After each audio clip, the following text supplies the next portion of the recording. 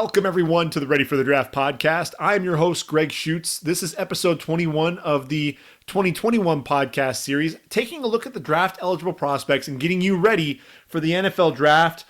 Hard to believe it's only 8 weeks away. April 29th will be the start of the NFL draft. I'll tell you what, time flies when you're having fun. And by fun, I mean scouring through all of my notes throughout the season, taking a look at game film one more time, really going through the roster, studying team needs, scouring through spottrack.com, really trying to understand the salary cap, looking at overthecap.com as well, especially trying to figure out some of those compensatory picks. And so I can then immerse myself in all things draft to figure out what players are coming off the board when, who are going to be the best fits. And obviously, we still have a lot of unknowns. What's going to happen in free agency? There's some trades that still could potentially happen. We saw J.J. Watt get released and then picked up by the Arizona Cardinals. We've seen Carson Wentz get traded to the Colts. We've seen Matthew Stafford and Jared Goff swap places in Detroit and L.A. So a lot of things left to happen. What's going to happen with Sam Darnold? I think that's a key. Russell Wilson, there's a lot of talk going on right there. And Dak Prescott, Drew Brees hasn't made a decision just yet. Ben Roethlisberger's decided that he is going to come back for another year, restructured that contract a little bit. So again, a lot up in the air. And, there's going to be a lot to talk about over the next few weeks. So I'm going to try to release some podcasts fast and furious as we start approaching the draft here, like I said, in just 8 weeks. So episode 21, we're going to do things a little bit differently now. We're going to spend a little bit of time taking a look at the first round of my mock draft because, again, I mentioned that it is going to change, but I do have a 4-round mock draft that I am going to put up on the website over the weekend and make sure that I have that out to everyone. But what I want to do after that is really start taking a look at position by position, what we really have there with the draft. And so we're going to start with the quarterbacks. We're going to break down not only our top 5 quarterbacks that we all think are probably going to come off the board in round number 1, but who's next? Kyle Trask, Davis Mills, potentially Kellen Mond as well. Where does Jamie Newman fit into that? And you know that there are going to be at least a couple of quarterbacks taken in round 6 and 7 beyond that group. And so who are those guys going to be? Who do we really need to watch out for? So we'll be taking a look at that here towards the end of the podcast as well. So without further ado, let's go ahead and jump into my current mock draft and really what things look like. And really what I want to try to do is just point out mostly the differences more than anything else with my prior mock drafts. So when we look at the Jacksonville Jaguars at number 1 overall, we know that Trevor Lawrence is going to be the guy. We'll be talking about him when I break down the quarterbacks here in just a little bit. But, Urban Meyer, rebuilding process, gets his quarterback. A lot of people think he's a generational talent. And, it's going to be interesting to see exactly how all of that comes into play, in terms of that athleticism, the arm strength. But does he see the entire field? We'll get into that discussion in just a little bit. But look, he's a winner, proven winner, a leader off the field. Trevor Lawrence makes perfect sense. Face of the franchise. You're getting a high character guy and also a high football IQ. At number 2, that's really where the draft begins. And I think everybody's been saying that really since the end of the season. Who's going to be on the clock with the 2nd overall pick? And the Jets are sitting there having to decide whether or not Sam Darnold's the guy. And that's going to be the conversation that we're going to be having, for up until draft day, or at least until they decide to make a move with Sam Darnold. And, right now I'm still, I have the Jets taking Zach Wilson, but I'm a little uneasy with the pick because when you look at Sam Darnold, he's still a capable quarterback. When you look at Mike LaFleur's West Coast offense, that's designed for Sam Darnold. So the Jets, you could conceivably see them take either a receiving option, and you have Devontae Smith and Jamar Chase. Kyle Pitts could potentially be thrown in there as well because he's really like another Travis Kelce. They could also go offensive line. Even if they think that George Fant's going to be the right tackle, they've got Mekhi Becton at left tackle. You could draft, Rashawn Slater, five position versatility there, or Penei Sewell. In order to do that, though, you probably see them trade down with another quarterback needy team. But you look at Sam Darnold and the production that he's had. He's really struggled mightily This past season threw just 9 touchdowns with 11 interceptions, completed under 60% of his passes in 12 starts, battling injuries as well. He's in the last year of his rookie deal. Do the Jets really want to spend money there, or do they ultimately pass on him and ultimately say, look, we're going to, even if nothing else, you're playing the money game, bring in a new quarterback on a rookie deal. I think Zach Wilson's going to be the guy. Look, at 23, I've got him taking Rashad Bateman, the receiver. You can still get a good receiver there for him. And then at the top of round 2, Travis Etienne could potentially be there. Javonte Williams, you can get a running back, especially considering Frank Gore is likely to retire. And then after that, you can start targeting offensive linemen. You also need an edge rusher at some point in the draft as well. So I think there are a lot of things in play there for Robert Saleh and Joe Douglas. And, at the end of the day, I think Zach Wilson, there's a lot to be said about bringing in that new quarterback. And with Zach Wilson, kid's got a lot of talent. And we'll talk about that a little bit more here in a little bit. Dolphins still have Devontae Smith going there, number 3 overall. They need that wide out, and his familiarity with Tua makes a ton of sense. Atlanta, at some point you're going to move on from Matt Ryan, 36 years of age at the start of the season. But he's only missed 3 games since 2008. Very durable guy, under contract for another 2 seasons. But, when you bring in Arthur Smith and Terry Fontenot, a new head coach and GM, you know that at some point they're going to want to try to target their own guy. And I think it's different with Robert Saleh because he's more of a defensive-minded head coach. When you have those offensive-minded head coaches, they're usually tied to their own quarterback. I think Justin Fields ends up going there to Atlanta. Again, we'll be breaking him down a little bit further here in a little bit. Bengals have to protect Joe Burrow, Penei Sewell. I think that's really a no-brainer at this point. I think people have talked about them potentially going after Kyle Pitts, but look, you got to protect your investment. If that torn ACL, doesn't scare you enough, you got to make sure that you get that offensive line shored up. Penei Sewell is one of those guys. He actually has some position versatility. He can play both tackle positions, can play inside a guard. Look, that's really what Jonah Williams can do as well. So you got some bookend tackles and some versatility there. It gives you some options. At 6, the Eagles. I had them taking Jamar Chase here, but the more I think about it, Kyle Pitts makes a ton of sense. Zach Ertz is likely gone. You still have Dallas Goedert in there, but when you look at Nick Sirianni and the way he runs that off, the offense, Mo Alley Cox and Jack Doyle ran a 2 tight end set quite often there in Indy. I think he brings that to the Eagles. And look, yes, Alshon Jeffrey and Deshaun Jackson, they're gone. They're no longer on the roster. They were cut, especially after all of those injuries in 2020. They're also over the age of 30, so they're kind of on the downswing of their career. And, you bring in a guy like Kyle Pitts, though. He's 6'5", 250 pounds. Look at what Travis Kelce has done for Patrick Mahomes. You see what he's done, whether it's a regular season, in the playoffs, the Super Bowl. He was his go-to guy. And, I think that Kyle Pitts can absolutely be that for Jalen Hurts. And, it's one of those things to me, you can still, because the receiver class is so deep, you can still get playmakers in the 2nd and 3rd round. So day 2, keep an eye on the Eagles. Potentially, I think they need a linebacker for sure. So I think you see them target a linebacker at some point. Baron Browning, I think, has his name in lights there in Philly. That makes a ton of sense for me. Either Baron Browning or Jamin Davis. If Jamin Davis does fall out of round number 1. And you can also snag a receiver, and really it's going to be take your pick, whoever's going to be available there at the top of round 2. Detroit Lions, I have Micah Parsons penciled in here, but I think Jamar Chase makes a ton of sense. You look at Detroit, and they're going to be without, they're all free agents. Kenny Golladay, Marvin Jones, I think both of those guys command top dollar on the free agent market. I don't think they're going to be back in Detroit. Danny Amendola could probably be had for a reduced rate given his age. So he may be back. I don't know that they bring back Mohamed Sanu either. So you could potentially need an entirely new receiving core. And even if you target a guy like Allen Robinson or Juju Smith-Schuster, I think you have to target a go-to receiver, a guy that can really make a huge impact with that receiving core. And look, with Jamar Chase, what this guy was able to do with LSU, Joe Burrow throwing him the football, he caught 84 passes, 1,780 yards, which is an average of 21.2 yards per reception and 20 touchdowns in 2019 as a sophomore. Sat out 2020, but man, this dude is a guy, he plays physical. He's going to bully you guys out there, you corners. So he's going to get physical.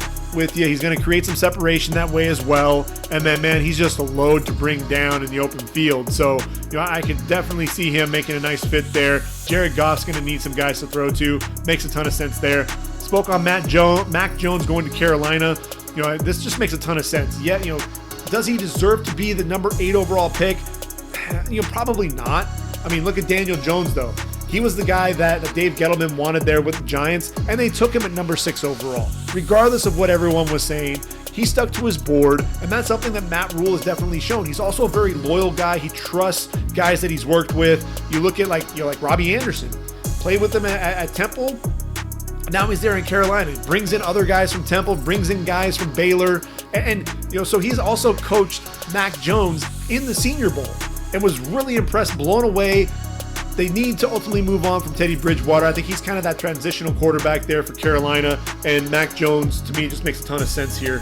I think they have to make that move. Denver, still have them taking Caleb Farley. They need a corner, especially now that A.J. Boye has moved on.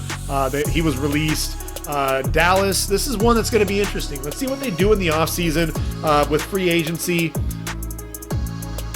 If they end up pursuing the cornerback position hard, I think this pick ends up becoming Rashawn Slater. They could potentially flirt with Micah Parsons because that linebacking court, the problem is you've got a lot of money already invested in the position, although, Jalen Smith has struggled mightily, and, with his play on the field, Leighton Vander Esch battled injuries. But I think Patrick Surtain makes the most sense here right now. You need to get a corner to pair with Trevon Diggs, especially with Chidobe Awuzie and Jordan Lewis likely leaving in free agency. But again, don't rule out Rashawn Slater. If they get a couple of corners on the roster, then you can ultimately get a guy that can ultimately take over for Tyron Smith. I think he's kind of on borrowed time at this point. This is a guy who had 7 consecutive Pro Bowls, and then this past season, after a neck injury, required surgery, cut down a season after just 2 games. And 2020 was actually his 5th consecutive season where he's missed at least 4 games due to injury. So I think it's only a matter of time before Tyron Smith leaves the game. And I think his next stop after that is going to be Canton, been one of the best and most consistent left tackles when healthy. But you look at that line as well. Zach Martin's battled some injuries. Same with Lyle Collins. So it's one of those things to where when you have a guy that can play all those positions, Rashawn Slater, extremely valuable. You'll hear his name called here in just a couple of picks. The Giants, at this point, they need a receiver. You look at what they have there at the receiving position. Darius Slayton and Evan Ingram, they were first and third in receiving yards, and at the same time they also racked up 16 drops. I think Sterling Shepard and Golden Tate, other top 2 receiving targets, a little bit more reliable, but with those guys, I see them as more quicker than fast. They need a guy that's going to be able to stretch the defense, and Jalen Waddle can do just that. 49ers, look, Jimmy Garoppolo, not going to be the future of San Francisco. They draft Trey Lance, let him play behind Jimmy Garoppolo for a year or two. People are talking about them potentially trading and moving on from Jimmy Garoppolo. And unless the Patriots decide that they want to bring back, their supposed heir apparent to Tom Brady, I think they have to pull the trigger here, go with Trey Lance, and let him sit for a year, and then ultimately hand the keys over to him. Chargers still have Rashawn Slater sitting here, though. If he ends up coming off the board to Dallas, I think the Chargers end up going Christian Darrisaw out of Virginia Tech. But Slater, look, if you haven't seen the film, of him matching up against Chase Young, he won that matchup as a junior in 2019. Sat out in 2020, but look, it's kind of a mic drop moment there and really put him on the map nationally. He's going to take over, at that left tackle position, allow Brian Bulaga to move over to the right side. And look, if you needed to, he could also fill in for, Dan Feeney, Forrest Lamp, a couple of free agent guards. So if you really needed him in a pinch to fill in a guard, he could do that. At 14, the Vikings, this is going to be either a defensive end or an offensive lineman. And I'm back and forth between whether or not this is going to be Kwity Paye or Elijah Vera Tucker. And at the end of the day, I'm going with Elijah Vera Tucker. And look, I know that the Vikings have invested a lot in their offensive line already. You look at 2 first-round picks, two second-round picks on Brian O'Neill in 2020, and then Ezra Cleveland this past year, and then the first-round pick on the pivot, Garrett Bradbury in 2019. Riley Reif, is he going to be back? Is he not? Ultimately, you need that left tackle. But look, Dakota Dozier, their left guard, he's also a free agent. Elijah Vera Tucker, look, he was the offensive lineman of the year there for USC in 2019, playing alongside the 18th overall pick in Austin Jackson. Now he moves out to left tackle and himself, puts on a show out there, really, pretty clean for the most part. Struggle with the speed of Kayvon Thibodeau, but I think everybody's going to struggle with that guy's speed. He's going to be a first-round pick and probably a top 15 guy in next year's draft. But outside of that, you saw the hands, you saw the physicality, you saw his footwork, and I think Vera Tucker, the versatility, play him at tackle, play him at guard, makes a ton of sense there. 15, Patriots, no Jalen Waddle here, so I'm going Micah Parsons. Allow them, with that linebacking core, also a guy that can put pressure on the quarterback. At 16, J.C. Horn. Get that top, one of the top corners. I think he may actually be the top corner in this draft. Yes, he is a little bit handsy, but he's a big physical dude. He's going to jam you at the line of scrimmage. The ball skills are insane. Allow him to ultimately take over for Patrick Peterson, who's a free agent for the first time in his career. If Patrick Peterson comes back, then you've got another guy on the opposite side and allow Byron Murphy to really just play out of the slot. Raiders, this could potentially be where Jeremiah Owusu-Koramoah comes off the board. Gus Bradley bringing in the cover 3 defense. JOK is a sideline-to-sideline player, makes plays behind the line of scrimmage, can rush the passer, drops into coverage as well. Makes a ton of sense, but look, that defensive tackle position, my goodness, the Raiders were porous against the run. They need that dominant 3 technique, and few players play like Christian Barmore. And in a relatively underwhelming defensive tackle draft class, I think that kind of tips the scales in favor of Barmore. And look, this is a dude. He's only played in 747 snaps according to Pro Football Focus, and yet 8 sacks this past season, showing the quickness off the ball. Speed to power is ridiculous. Collapsing the pocket, coming off the edge as well. Was virtually unblockable in the CFP National Championship, harassing Justin Fields all game long. And for me, when you look at this team and you look at the needs, Barmore, I think, fits the bill. Jonathan Hankins, Malik Collins, both free agents. Maurice Hurst entering the final year of his deal.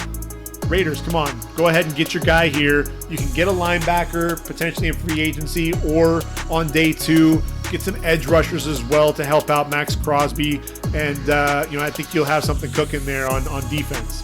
Dolphins at 18, that's where JOK goes. If he doesn't go to the Raiders, he's got to go with Miami. Miami could pull the trigger on Najee Harris, but I think you can wait, get a running back on day 2, whether it's Travis Etienne, Javonte Williams.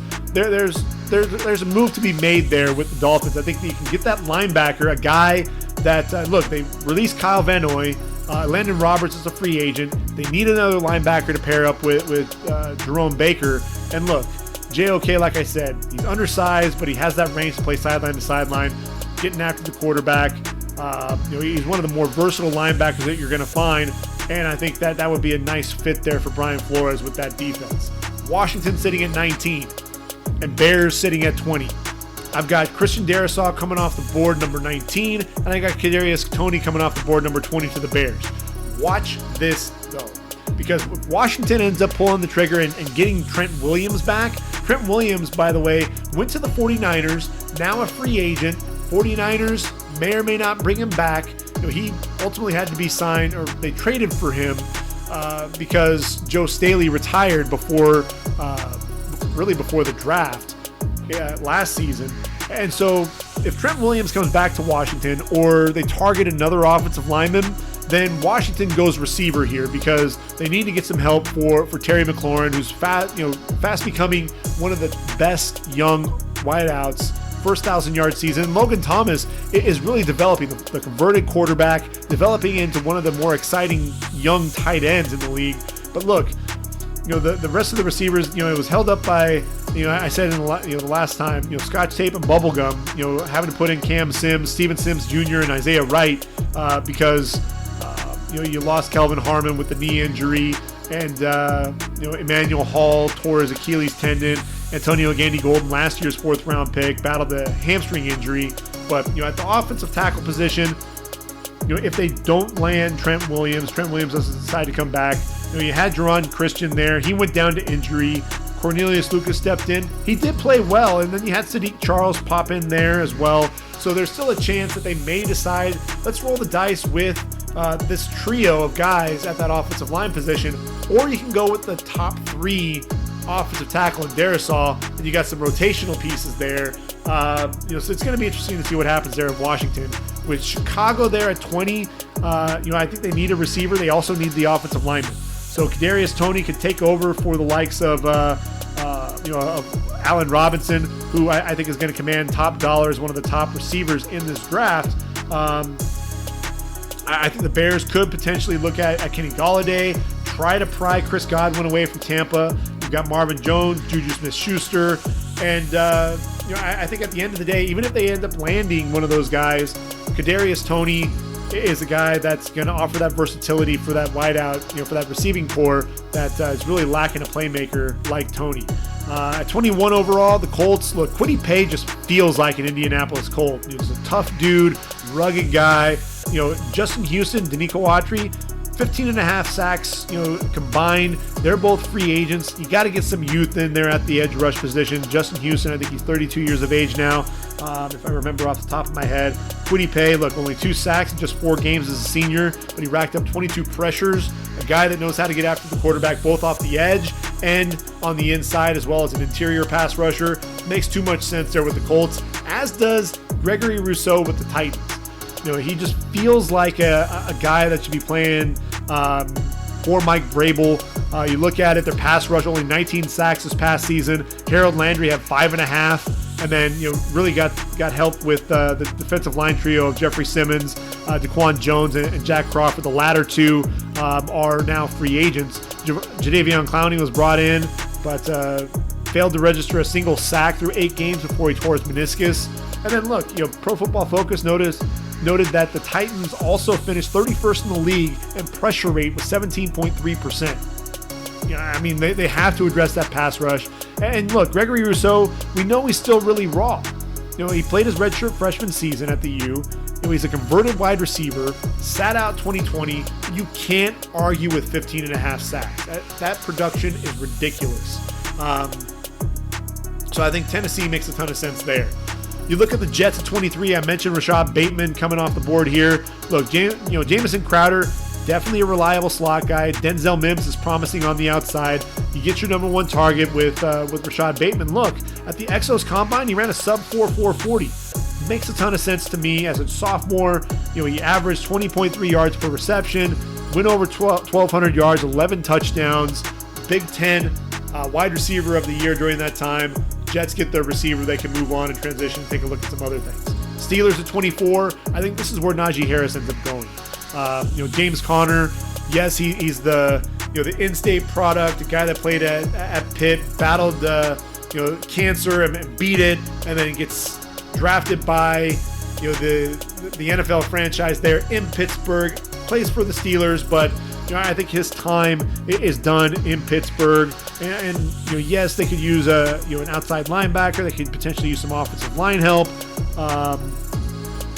At the end of the day, I think you go running back. You get the best all-around running back in the draft in Najee Harris. Look, this was the first time that they're going to draft a running back since they drafted Rashard Mendenhall out of Illinois with the 23rd overall pick in 2008.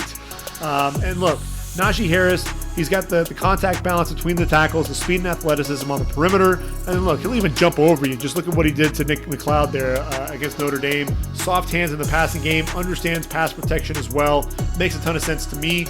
Jaguars sitting there at 25. Urban Meyer needs a playmaker on the back end of this defense. I'm looking at Trevon Merrick. I think that just makes a lot of sense. Safety, you always find 1 or 2 that comes off the board in round 1. I think Merrick, Jim Thorpe Award winner, makes a ton of sense. Very versatile, the guy that can play over the top and in the box against the run. Racked up 6 interceptions, 20 pass breakups. also totaling over 100 tackles in the past 2 seasons with the Horned Frogs. I think you get that safety there for the Jags. Then they can focus on defensive line, receiver help, maybe a corner, offensive line, depending on what happens with Cam Robinson. They've got a ton of picks, so Urban Meyer can really start that rebuild process. At 26, Cleveland, there are a couple of different moves that they could do here, and I'm debating what's going to happen.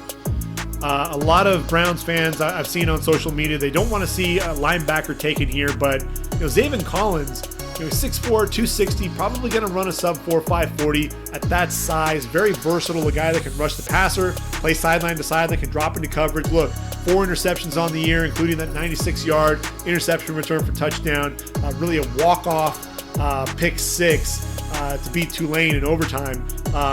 Whenever Tulsa needed a big play, they got it out of Zaven Collins. He ultimately would be joining a linebacking core that right now consists of Sione Takitaki and Jacob Phillips, Mac Wilson, potentially filling in for BJ Goodson, who's a free agent. They need a guy that can be that sideline-to-sideline player, and I think Zaven Collins will be an upgrade over those guys. But they also need to look at that defensive end position. Look, Olivier Vernon had another really nice year there for the Browns, but then he ends up rupturing his Achilles, and now he's a free agent as well. What's going to happen with him? He did that in Week 17 against the Steelers. He may not be available for the 2021 season. Myles Garrett needs a running mate, and Jalen Phillips is going to be that guy. He battled injuries at UCLA, considered retirement, but then he gets to the U and showed that, look, this guy, he has the bend and the flexibility coming off the edge, has a good burst, excellent hand usage. You'll see the club and rip. You'll see a nice arm over as well. And then he does a really good job setting up his moves to the inside, interior pass rusher, the speed to power, excellent hands. Like I said, some power in those hands to really get the guys off balance. I think that'd be a nice play there for Myles Garrett. Baltimore, yes, they need a receiver. Could this be Terrace Marshall Jr.? Absolutely. Could it be Rashad Bateman if the Jets pass? Absolutely. But I'm looking at that offensive line, and Orlando Brown Jr., we know he wants to move and play somewhere where he can play left tackle and not be subjected to having to play right tackle anymore. Got a taste of it when Ronnie Stanley went down. Stanley's going to be back. And look, Orlando Brown, he wants to play left tackle. So there could potentially be a trade that's going to happen. I know because of what Orlando Brown has done as a Pro Bowler, Baltimore could be looking at trying to target a first-round pick in return. Even if they get a couple of day 2 picks. Look, Jalen Mayfield is a guy that you can line up at right tackle. He's 6'5", 320, physical, powerful. In the running game, generates a ton of movement, improved his footwork and hand usage and pass protection. I think Jalen Mayfield is one of those guys, to me, for a while, he felt like he was going to be a day 2 pick, rising up boards for sure. 28, this is where I have Zaven Collins going off the board now. When you look at it, Alex Anzalone is going to walk in free agency. Quan Alexander may be a cap casualty after dealing with the Achilles injury. So Collins fills in right away. You play him next to Demario Davis. That gives the Saints a lot of versatility. Green Bay sitting at number 29. And I had to think about this one because, Green Bay, are they going to take a receiver? The last time they did that was Javon Walker in 2002. And I don't see it happening this time around. Could they go with the corner? Look, Eric Stokes ran a 4.2, 4.40. So it's entirely possible they target a guy like Eric Stokes. Greg Newsome out of Northwestern could also be a possibility. Even tackling the offensive line, especially if Lane Taylor leaves in free agency. But I'm looking at that linebacker position, and Nick Bolton, you play him there on the inside. He's one of those chase linebackers that he'll really solidify that line. You get a playmaker there at that linebacker position that the Packers, frankly, just haven't had in quite some time. And that to me makes a ton of sense. Still have the Bills taking Tevin Jenkins at number 30. Look, right tackle Darrell Williams probably leaving in free agency. Could they go Jamin Davis here to pair with Tremaine Edmonds? Absolutely. Keep an eye on the Bills. If they end up either bringing Darrell Williams back or targeting an offensive tackle, this will end up being a linebacker. We'll just have to kind of see how it plays out. KC Could go pass rush. I think Joseph Osai, Carlos Basham, Azeez Ojulari all make sense here. But that cornerback position, you saw how valuable that position is, especially in that Super Bowl loss against Tampa Bay. Tom Brady being able to take advantage. And, look, Bashaud Breeland and Charvarius Ward are probably going to leave in free agency. L'Jarius Sneed was a steal out of the 4th round this past year coming out of Louisiana Tech. I'm looking at Greg Newsome here, 6'1", 190, a guy 21 passes defended in 3 years at Northwestern. Was one of the more underrated guys, finally getting the draft buzz that he deserves. People are kind of catching up to the process here with Newsome. I think that'd be a nice fit there for the Chiefs. And look, Tampa Bay sitting there at 32. Could this be Travis Etienne to give them another running back to pair with Ronald Jones should Leonard Fournette leave? Absolutely. I think this could end up potentially being a defensive end like Carlos Basham, especially if Ndamukong Suh leaves. And I think it could also be Jamin Davis, especially, see what happens there with Levante David.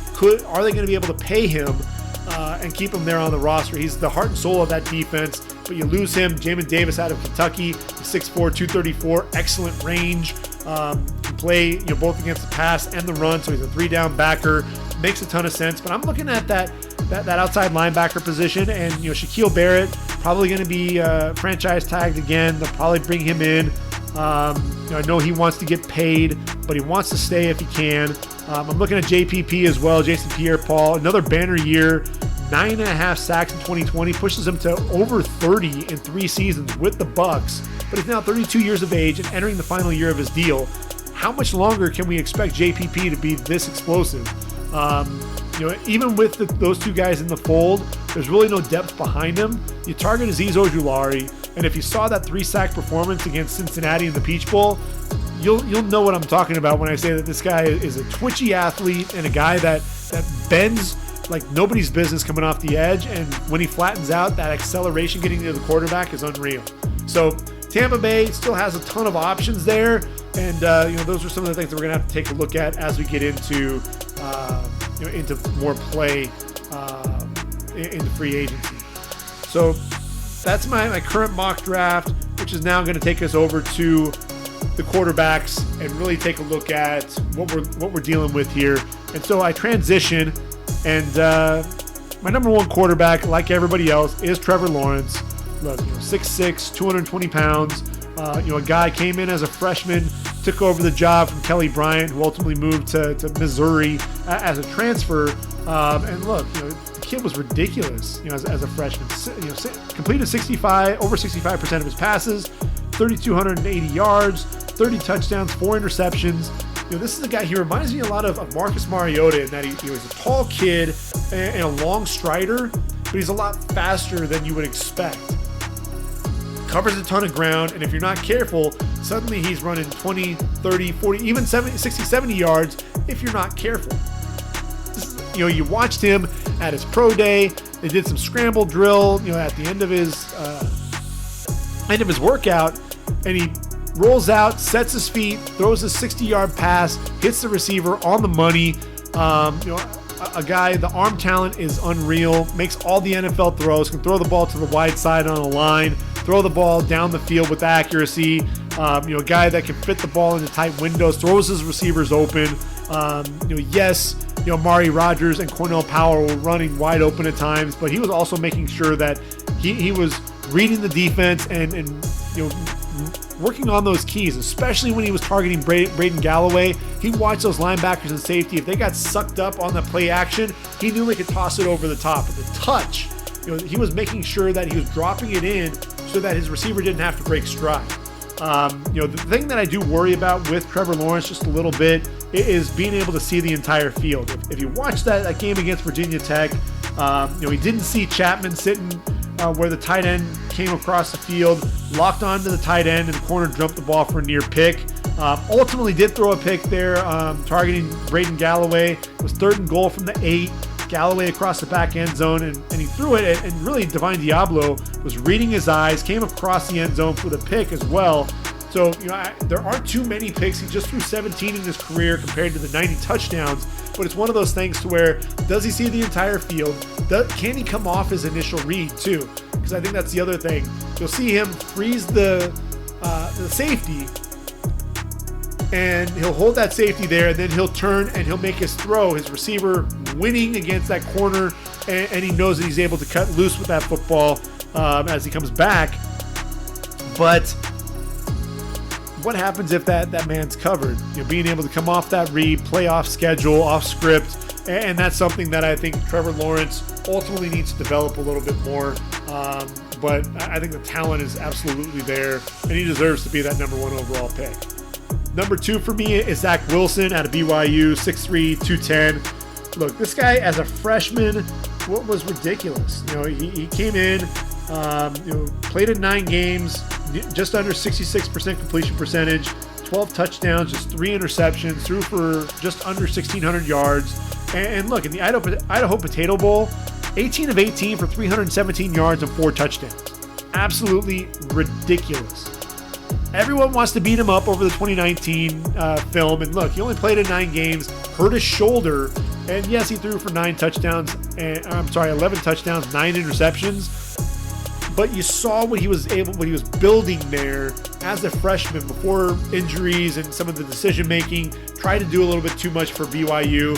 2020 though, 73% completion percentage, threw for just under 3,700 yards, 33 touchdowns, just 3 interceptions. And a lot of people beat him up because of the schedule that they got to play. And look, Kalani Sitake tried to bring in and really had a nice schedule set for him, and really we're going to get to see what BYU was made of.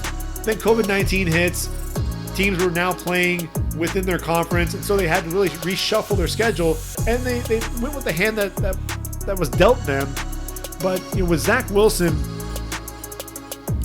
it's kind of the same thing that you looked at with Josh Allen, even Patrick Mahomes to an extent. When you talk about we said that with Josh Allen with, the competition that he went up against, and he couldn't even complete 60% of his passes. It's never going to work. He shouldn't be, even drafted in the top 10. And then Patrick Mahomes, he was playing at the time. The Big 12 wasn't even playing defense. Yes, he has the arm talent, but is he really going to be able to get the job done there? Come on, that narrative, is so old and worn out. I look at Zach Wilson and I watch what this guy is able to do. The pinpoint accuracy, he can put the ball really wherever he wants, whether it's inside shoulder of the receiver, because the corner's got outside leverage, throwing it, to the outside, the back shoulder throws. He's throwing the ball on the move. He actually reminds me of Josh Allen and Patrick Mahomes with what he's able to do. He's playing a little bit of backyard football when he breaks contain and is outside the whole confines of that offense. And look, it works for Patrick Mahomes and it works for Josh Allen because ultimately he's running an offense that is really tailored to him. And we didn't always get to see that with quarterbacks, especially a lot of the athletic quarterbacks. And I'm glad to see that Andy Reid and company are really starting to take stride with that. Baker Mayfield struggled a little bit. Now he's in an offense that's allowing him to thrive. And so I think Zach Wilson, you put him in Mike LaFleur's offense, I think he'll be in good hands. And look, when you talk about him as a leader against Coastal Carolina, look, he started at his own 8-yard line with 44 seconds to play and led them all the way down the field. That last throw to Dax Milne, 2 yards shy of winning that game. So when you talk about running a 2-minute drill, he was going up against a really solid, top 25 caliber team there with the Chanticleers, and Zach Wilson came 2 yards from actually being able to lead them down less than a minute to play. The kid's got, the moxie, and really what I think is special, that arm talent, making all the throws, but what he can do on the run, it's so effortless and it's explosive. And I talk about that, quite a bit. And a lot of quarterbacks, very deliberate. The shoulders will square and they'll go ahead, they'll get the hips around and they'll throw. He does it pretty much all in one motion. It's absolutely ridiculous. He can be running, perpendicular to the, parallel to the line of scrimmage, perpendicular to the sideline, and then suddenly turn and throw. He still has his eyes down the field, but then turn and throw, shoulders, hips, everything comes down around flick of the wrist, and it's a pinpoint accurate throw 50 yards down the field to his receiver.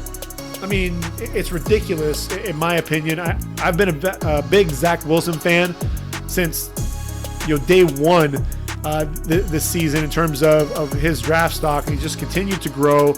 Jets, no-brainer in my opinion. Justin Fields, look, 6'3", 223 out of Ohio State. You know the story. Started out at Georgia, transferred to Ohio State. Been the quarterback there, the last 2 seasons. And look, you look at what he's done at Ohio State. Over 68% of his passes completed, over 5,300 yards, 63 touchdowns, just 9 interceptions. This dude, I mean, come on. I mean, what's ridiculous was the pinpoint accuracy. You look at what he did against Indiana in the first quarter, 19 of 19, 300 yards and 3 touchdowns. Down the stretch, this dude really struggled, because Indiana started getting to him. He was 1 of 6 for 2 interceptions after his first drive for a touchdown on 2 plays, and it was one of those things to where you saw Jerome Johnson, the defensive tackle with the diving interception. Jamar Johnson, the safety, was reading the eyes, and he was telegraphing things, holding on to the ball a little bit too long. I think that's what he and Zach Wilson, they try to create it and do a little bit too much. They hold on to the football, trying to create.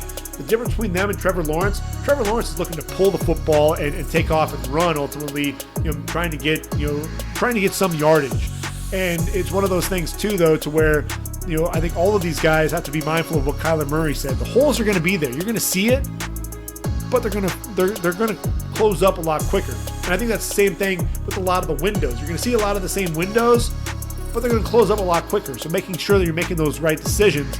And I think from an accuracy standpoint, no issues with Justin Fields. He's bigger. He's got a stronger arm this year.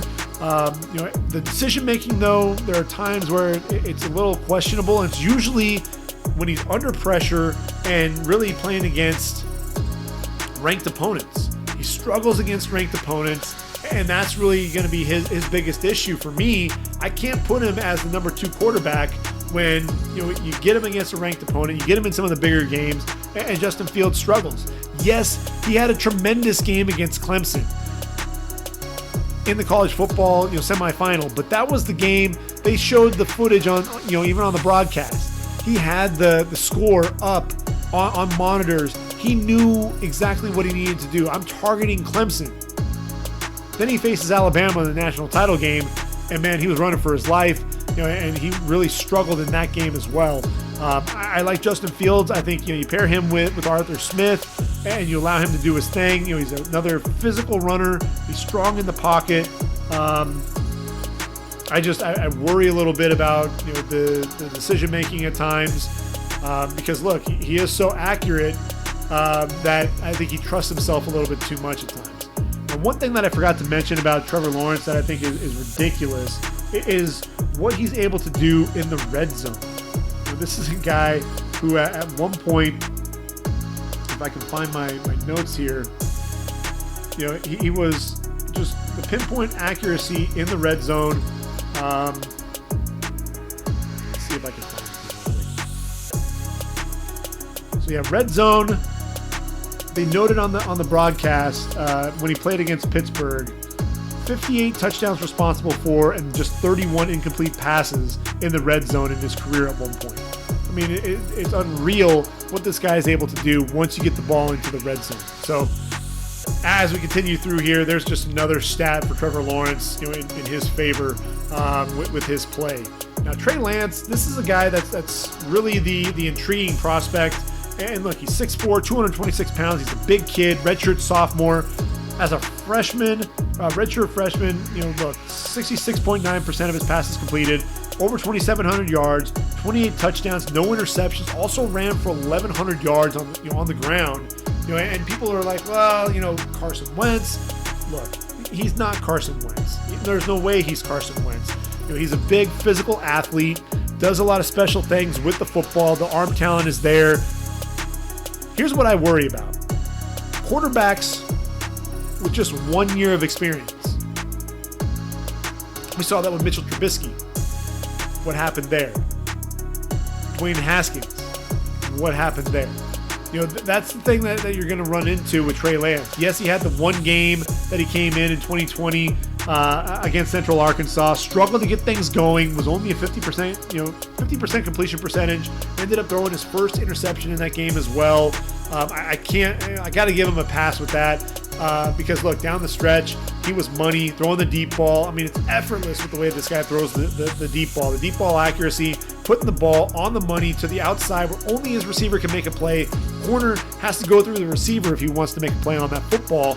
But again, the issues for me, and look, I know what everyone's going to say. You got to judge this particular player. You can't look at past quarterbacks. But look, I think we said that about Mr. Trubisky. We said that about Dwayne Haskins. And we look at a lot of these quarterbacks and we say, well, yeah, but it's a different guy. Is it though? I mean, it's one of those things to where, there's still, it holds some credence there if you only have that 1 year under your belt. And especially for him, he's a young guy. Don't throw him the keys to a franchise right away. If I'm Jacksonville, if I'm the Jets and I'm moving on from Sam Darnold, man, I'm not taking Trey Lance. But I can see the Falcons taking him at 4. I can see Carolina taking him at 8. You got Matt Ryan and Teddy Bridgewater respectively. 49ers, they trade up or they stand pat. I think they would take Trey Lance as well because you got Jimmy Garoppolo. Denver, stay away from him. You got Drew Lock. That's there. That doesn't make a whole lot of sense, really. He needs a guy that he's going to be able to learn from for a couple of years. Mac Jones, Alabama, 6'3", 214 pounds. And look, this is a guy, the NFL's changing, right? You've got a lot of these more mobile guys that can make plays outside the pocket. That's really kind of where the league's going. Mac Jones, he's a bit of a throwback guy. A guy that's not the most athletic, a guy that's going to be more of your pocket passer, a guy that can manipulate the pocket. And that's one of the things, look, he can do that just about as well as these other guys who are much more mobile than him in Lawrence, Wilson, Fields, and Lance. He can absolutely manipulate the pocket. Reminds me a little bit of Aaron Rodgers with his ability to sidestep the rush, keeping those eyes down the field, and then stepping up, and finding that void to be able to get that football out to his receivers. Heisman finalist for a reason. 77.4% of his passes completed, 4,500 yards, 41 touchdowns, 4 interceptions.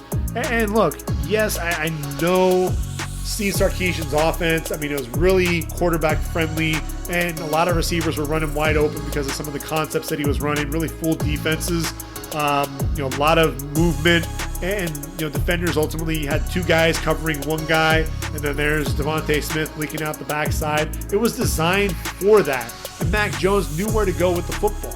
But if you had any question, about what this guy was able to do from a ball placement standpoint, the accuracy standpoint, the anticipation, he's throwing the ball to his receivers before they got out of their break. And he was allowing these guys, hitting them in stride time and time again, allowing them to make plays after the catch. It was robotic almost because it was just one after another after another. You saw it again at the Senior Bowl. The preparation that this guy had, that's why Matt Rule fell in love with him. But you watched him, guy is getting so close to the sideline, and he's putting the ball on these outs where, look, the only chance that he could make a play on the football, and that's exactly where that ball was going to be. You think about, people were comparing him to Tom Brady and a lot of that.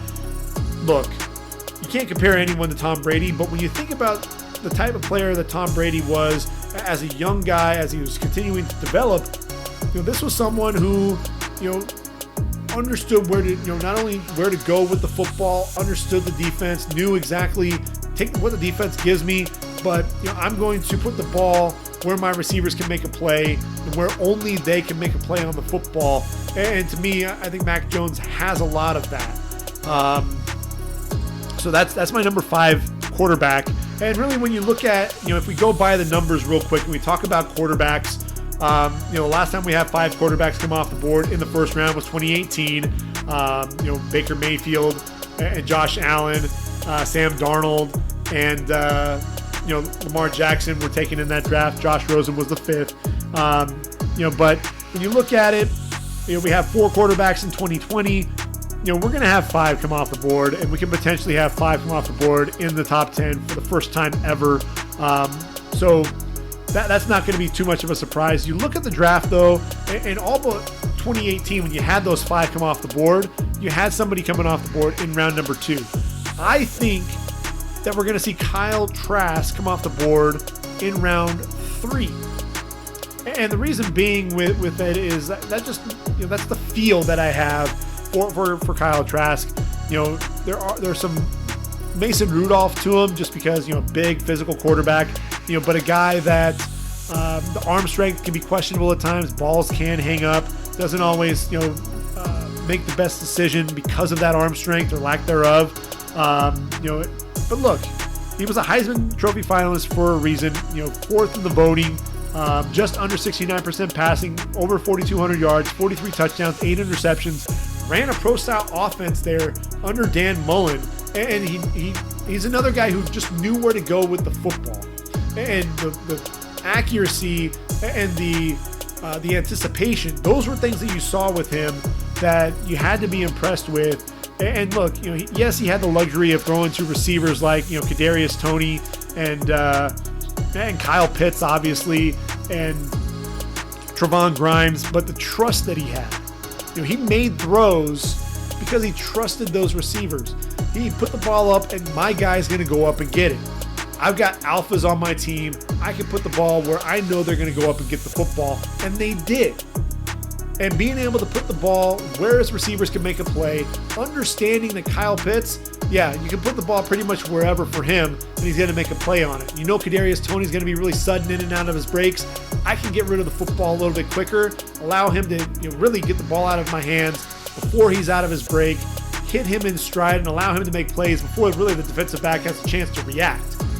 Trevon Grimes, another big-bodied guy, a guy that I want to get the ball to in the red zone, and somebody that I know is going to need a couple of steps to get up to that head of steam. So, if I'm throwing a hitch, I'm throwing, an out, obviously, from a ball placement standpoint, but a guy, if I'm getting vertically, I'm going to allow him to get that head of steam, and I'm not going to have him try to break down to catch that football. I'm going to make sure that I'm putting it out in front of him, allowing him not to have to break stride.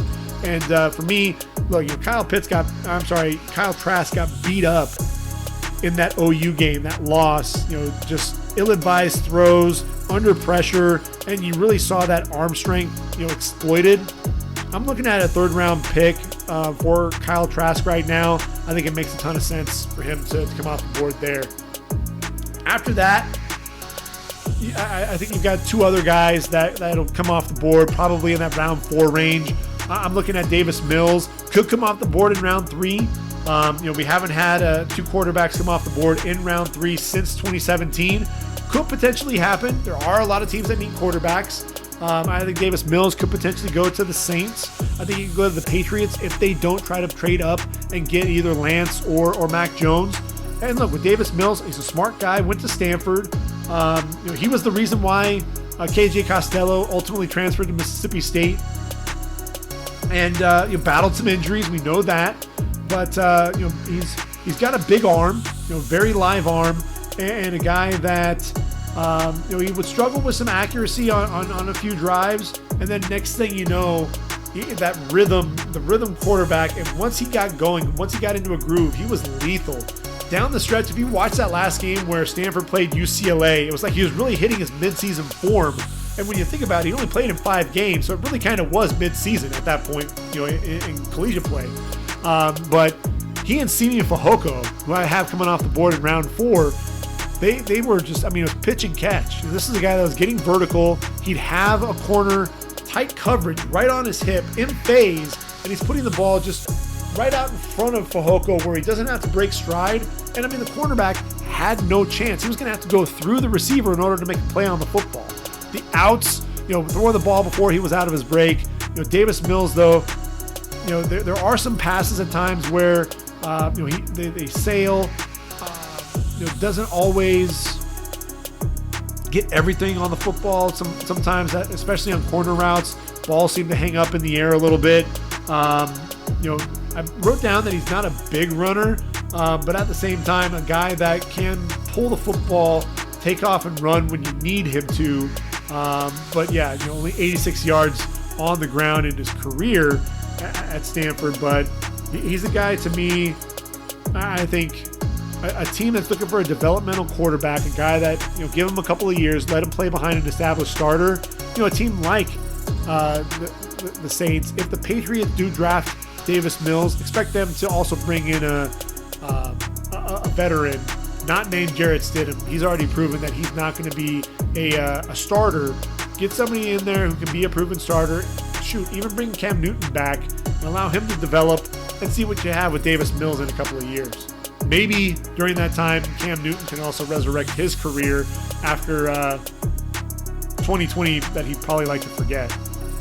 Kellen Mond, he's 6'3", 217, threw for over 9,600 yards in his career, 71 touchdowns, 27 interceptions, and he also rushed for over 1,600 yards on the ground. So when you think about it, it's a pretty elite company in the SEC, over 9,000 yards passing and 1,600 yards on the ground.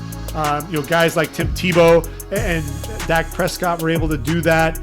He's the third quarterback in SEC history to be able to do that. So, he's a guy over 40 starts under his belt. And the thing with Kellen Mond is he's a frustrating player to watch because the consistency is absolutely ridiculous. He'll make a pinpoint accurate throw. He'll throw a back shoulder throw to Jalen Weidermeyer as tight end, or he'll hit him up the seam. He'll read the linebacker and make plays. He'll show some touch, and then the very next throw, you're going to scratch your head and wonder what in the world is he doing. He's not even a draftable quarterback. He'll make some poor decisions. You'll watch, there was a back shoulder throw to Weidermeyer where just way too much heat on the ball. And I'm like, there's no way, there's no touch to some of those throws. Deep ball accuracy, yes, he has a big arm. Yes, he can be very accurate. But again, the consistency just not there. Tremendous athlete, a guy that, you allow him to play in space. He can make guys miss. He does a good job. You watched him against Auburn.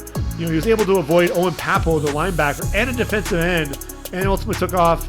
Ends up could have run it for a first down on that play. And instead, he decides he's going to square his shoulders and try to hit a receiver coming back for the football. And the defensive back broke up the ball. And ultimately, wasn't a very accurate throw either. Poor decision. Could have just taken off and gotten the first down, and he didn't do that. And again, some of these other quarterbacks. Trevor Lawrence, he doesn't have to go through that whole decision-making process of taking what the defense gives me. Should I pull the ball and run and get the first down, or should I go ahead and cut loose and try to make a play, do too much with my arm? And you can, after him, whether it's Wilson or Fields or Lance, or really Mac Jones, Kyle Trask, they all want to try to do too much with their arm. And Kellen Mond's a guy, he's a tremendous athlete. And look, this past season, was really his lowest output on the ground with just 294 yards. Shoot, as a junior, he rushed for over 500 yards and 8 touchdowns. So, to me, I think Kellen Mond still has enough to be a fourth-round guy, but I'm not as excited about him as I was Dak Prescott, because when I watched Dak Prescott, he absolutely developed year over year. From his junior season to his senior season was his biggest jump of all. And that was the thing that I thought was so impressive. He went from being an athlete who happened to play quarterback to a quarterback who happened to be a great athlete, because he was seeing the entire field, the pinpoint accuracy with his throwing, hitting guys before, or throwing the ball before the guys were out of their break. I don't see that with Kellen Mond on a consistent basis. Though, I will say, you watch him at the Senior Bowl, he was just 13 of 25 passing for 173 yards, but he also threw for 2 touchdowns, including the 15-yard touchdown that he put between 2 defenders to Amari Rodgers. Plus, he ran and threw for a 2-point conversion. Ultimately ends up earning MVP honors, even though it was in a losing effort, as his team lost. The American team lost to the national team 27-24. He was still named the MVP, even though he barely completed 50% of his passes. and it was because of the plays that he was still able to make. So he's one of those guys. He can be a frustrating player to watch and evaluate, but I think you give him a chance and see what he can do. After that, a lot of question marks. Jamie Newman's probably going to be the next quarterback coming off the board, maybe in round 5, but he struggled at the Senior Bowl. You could see that he was still knocking the rust off. It's kind of hard to really gauge exactly who you had there. At Wake Forest, look, he around 60% passing, and really in 2019 was his best year, over 2,800 yards, just under 61% passing, 26 touchdowns, 11 interceptions. He does have a good arm, decent mobility there in the pocket as well. Look, he ran for over 500 yards and 6 touchdowns as a junior there for the Demon Deacons. He and his receivers, especially Sage Surratt, Scotty Washington, a lot of the deep balls, putting the ball up, allowing those guys to make plays. And it wasn't just that. As they get their releases off the line, whether it was as on a slant, on a go route, even as they're running some of their corner routes as well, or post, putting the ball where they can not only catch the ball, not break stride, make plays after the catch. He transfers to Georgia, ultimately due to COVID, decides that he's going to opt out and enter the draft. If he was going to opt out, I would have come back for one more year. Look, JT Daniels transfers to Georgia. You'd probably have to move on to another program, and that might be part of the reason why he's like, yeah, I'm going to pump the brakes and not come back.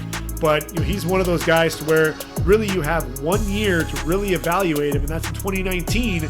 You won't be able to bring him in and do some of the individual workouts that teams would like to do due to COVID. So this year may not have been the right year for Jamie Newman to come out. But again, the arm strength, the athleticism, he has some of those tools, and so I think there will be a team that'll probably take him in round 5, but he's far from a finished product and a guy that's going to need some time to develop. After that, here's the thing. I've named off 9 quarterbacks, right? And when you look at the draft over the last 5 years, we've had anywhere from 10 quarterbacks taken in 2017 to 15 in 2016. 2 out of the last 3 drafts, though, we've had 13 quarterbacks taken. I think this is probably going to be on the lower end. I think you'll probably see 11 to 12 quarterbacks ultimately selected. When you're looking at it, I think Ian Book will be a guy that will get drafted. Yes, there are physical limitations from an arm strength perspective. He's only 6 foot, 203. But look, makes a ton of really good decisions. In his last 2 seasons, he completed 49 touchdowns to just 9 interceptions, 64% career passer. This is another guy who knows where to go with the football, takes what the defense gives him. Excellent vision as a runner. This guy's a pretty good athlete, especially when he gets outside the pocket. Last 2 seasons, he's rushed for over 1,000 yards between the 2 seasons, and 13 touchdowns, including 9 this past season. And look, he's elusive in the pocket. Does a good job avoiding defenders. Pretty good accuracy. And I keep looking at my notes and I keep seeing athletic to avoid the pressure in the pocket. He'll drop arm angles to a sidearm to try to get rid of the football and make a play, but he's indecisive at times. Holds on to the ball too long, and then some of the accuracy he'll get a little funky, especially when he's rolling out. Puts the ball behind receivers a little bit too long, and coverage will catch up. Holding on to the ball way too long at times, trying to make a play too often. But I think Ian Book, because of his his veteran play, is going to get a look at the next level. I think Shane Buechele out of SMU is another guy that I think will get a look. 6'1", 207, over 11,000 yards in his career, 87 touchdowns, 32 interceptions. This is a guy doesn't have a big arm, but he's going to try to fit the ball in. You'll see him, some of the mechanics at times, he'll get himself into trouble, have receivers, running wide open, and he'll lead them too much. Not enough, touch on the football there. A guy though who, back foot hits, ball's going to be out. throws his receivers open. He does stare down his receivers at times, which is going to get him into trouble as well. Pretty good mobility, getting outside the pocket. Not much of a runner, but again, a guy that can manipulate the pocket just a little bit to make some plays. The guy that I'm highest on in this latest crop is Peyton Ramsey out of Northwestern. Look, he's 6'2", 220 pounds, transfer from Indiana. And look, he made Indiana relevant with Tom Allen, really helped develop that program. Michael Penix Jr. was really going to be the guy that's coming in, transfers from Northwestern, and what does he do? He helps Pat Fitzgerald resurrect that program from a one-win team a season ago that really struggled at the quarterback position, gave them some stability. The next thing you know, they're playing Ohio State in the Big Ten championship. A guy that you look at the touchdown to interception totals and you worry about that a little bit. He does try to force the football a little bit too much. 54 touchdowns, 31 interceptions. Needs to cut down on that. It's 65% completion percentage. This is a guy who I think has a decent arm, a guy that has a really good football IQ, and again, another locker room guy. You saw again, Indiana able to do what he did there in 1 year there with Northwestern, helps to turn that program around. Really gave them a new sense of confidence because they had a guy that knew what he was doing under center. I think he'd be a nice developmental guy. I think he's better than some of the other Northwestern quarterbacks that we've seen move on. Trevor Siemian got some starts there for himself in Denver. I think Peyton Ramsey has a chance to stick around. Felipe Franks, another interesting cat. He's 6'6", 228, had the injury there at Florida in 2019. Kyle Trask takes over. The rest is history. And Franks takes over in Arkansas as a grad transfer and had maybe his best season. A guy that, 17 touchdowns, just 4 interceptions. He's a big physical guy, athletic, has a decent arm. I don't hate Felipe Franks. I think he's a guy that could potentially come off the board in round number 6. I think he was what? If I remember correctly off the top of my head, I want to say he was like 9 of 15, something like that, for 185 yards and a touchdown somewhere. I don't have the data in front of me, but he had a decent game in the Senior Bowl. He's a developmental guy. Didn't look fantastic throughout the week, but a guy that I think is coming along. I think if you were to talk about him, his first 2 years of Florida, he was completing just 55, 56, 58% of his passes at Florida. Way too many interceptions, 31 touchdowns, but 14 interceptions. Then in 4 games in 2019, it looked like he had really turned the corner. Yes, he was playing against, not every game Florida had at the beginning of the season was going to be against, SEC opponents, but still completed 76% of his passes, threw for 698 yards. Yes, the touchdown interception ratio was a concern, 5 touchdowns and 3 interceptions, but he worked on the accuracy, got that fixed. And then you watched him in 2020 cut down on the interceptions. 17 touchdowns, just 4 interceptions. To me, I think Felipe Franks, there is some promise there because of his ability to really develop year over year. And then finally, there's Sam Ehlinger. I think Sam Ehlinger could end up getting drafted, but I don't think he's going to be a quarterback at the next level. I see him being a Taysom Hill type of guy.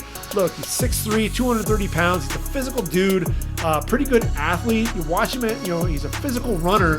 Look, he rushed for 1,900 yards and 33 touchdowns. A guy that I think can really, he can pull the ball and run. And when you talk about him, you use words like, man, this guy's a gritty performer, and he's got moxie. He's a proven leader. But man, there's no consistency to his game either. He'll sit there and he'll hit a receiver or two, but man, there are a lot of missed throws. There are a lot of plays, a lot of yards, a lot of scores that he left out there on the field because he was sailing passes over receivers. Not enough touch on the football. His mechanics were off.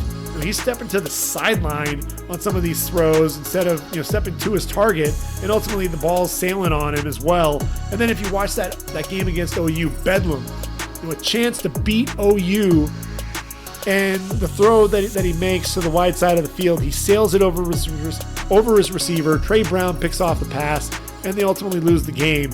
And or maybe it was Trey Norwood. I think it was one of the Treys. But in any event, Sam Ehlinger, I just will see him as a quarterback at the next level. A good, not great quarterback at the collegiate level.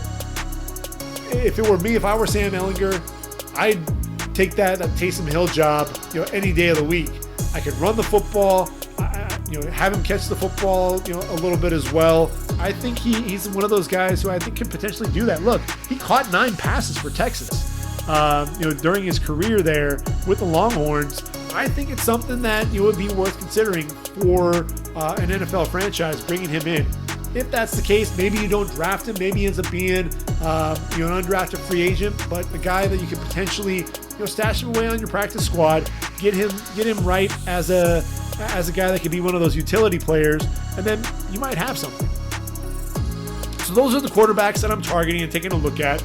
Kind of gave you my quarterback rankings, and really I got through the first 9 with Jamie Newman, and then after that it's kind of that hodgepodge. But look, I said that Peyton Ramsey is my guy after that, and then I think Felipe Franks, and then as you work after that, from a ranking standpoint, I got to put Ian Book and Sam, Shane Buechele, pretty close there, and then after that, that's where I really have to kind of Sam. I'd probably put Brady White out of Memphis, the future doctor, ahead of him right now. Zach Smith, a guy that has a big arm there for Tulsa, but man, he struggled throughout the first half of games and would only come on of late at the end of the game. He'll end up being an undrafted free agent, may stick around because of that arm talent. It'll be interesting to see what happens there. But those are my quarterbacks. Like I said, we're going to take a look at running backs in the next podcast. Actually, I should say in 2 podcasts. What I want to try to do is really reach out to the fans a little bit, get more of a fan perspective on the draft. And that's really what that segment's going to be during my next podcast, is from a fan's perspective. We're going to talk about the NFL draft. So we're going to look at things from a collegiate standpoint. So if you've got you're a fan of a collegiate program, we're going to talk about it. Talk about some of those players that are coming out. If you're a fan of an NFL franchise, we're going to take a look at that as well. And really, what are the needs that your team has in your opinion? And then who do you want to see them target? And we can kind of have that little bit of a debate. We'll talk about that a little bit. So I've got that as a segment that's coming up, and I'm looking forward to doing that. And then we'll release after that a podcast where we're going to break down the running back position. We know who's going to be at the top of that running back draft class. We know that it's going to be Najee Harris, Travis Etienne after that. Javonte Williams, I think, has separated himself as number 3. Then I think, Michael Carter. And then after that, there's some question marks. I'm a big Ramondre Stevenson fan out of OU. There's Trey Sermon, there's Javian Hawkins, there's Kenneth Gainwell. A lot to cover at that running back position. And who knows? I may have another mock draft update for us to talk about. Obviously, we've got the combine that'll be in full swing. A lot of the pro days, be able to take a look at some of the guys that are really impressing. Who ran the nice 40 time? Who's hitting the bench press hard? Who are the guys that are showing the explosiveness in the 3-cone drill? And who are the guys that kind of have that work to do? A lot of times, those times and the numbers that they put up, it's not going to necessarily affect too much. It's going to ultimately take you back to the game film, trusting what you see. Can I verify the speed out on the field, or is it going to take me back to the game film again? And when you think about it, some of the receivers, corners, looking at that speed, it's going to make a huge difference. I still go back to the time when Anquan Boldin ran that 40 time, and I want to say that it was in the 4.7s. He was thought about as a potential first-round pick, ultimately drafted in round number 3, and we still see what he was able to do. Nuke Hopkins didn't run the fastest 40 time, neither did Michael Thomas, and you see what they're able to do. So you can't always trust the numbers, but it's still one of those things that kind of gives you an idea. Does it match what you see out on the game film as you're watching that? So, those are going to be some of the things that we'll be talking about as we get closer and closer to the draft. I'm excited. I hope you are as well. This is my favorite time of year. We're getting closer and closer. We're going to talk about trades. We're going to talk about free agency. There's a lot for us to talk about. And yes, more and more mock drafts. And we're also going to play by the numbers again as well. We're going to try to sit there and figure out the number of players coming off the board at each position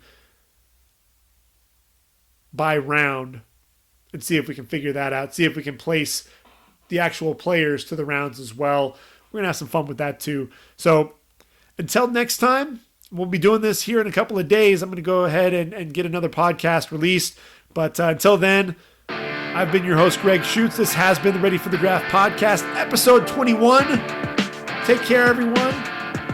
Until next time, I am out of here.